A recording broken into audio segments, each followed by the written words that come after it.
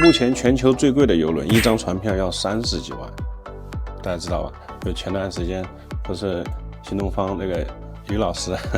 坐过的这艘船指挥官夏谷号，这个是庞诺邮轮运营的全球顶级的极地探险破冰船，它也是全球第一艘液化天然气驱动的气电混合动力的极地探险邮轮，具备 PC2级的破冰能力，支持双向破冰航行。它可以抵达北极点，包括南极、威德尔海等普通船只可能难以触及的极端区域。整艘船呢，一共是123个舱房，全都配备了露台或者是阳台，可以随时观赏极地的海景和冰川的景观。而且这个房间呢非常大啊，人均面积在35个平方，人均30几万，所以内部设施的配置也非常高啊。基础房型都配有咖啡机、迷你冰箱、什么蓝牙扬声器啊、戴森吹风机。像高端套房、上爵套房、豪爵套房就更齐全了，还有复式套房，它有私人露台，还有按摩浴缸。另外呢，船上还给所有的游客提供了24小时的客舱用餐及客房服务，部分的高端房型还配有私人管家。所以这艘船它只走2级，一张船票真的要30万，堪称这是世界上最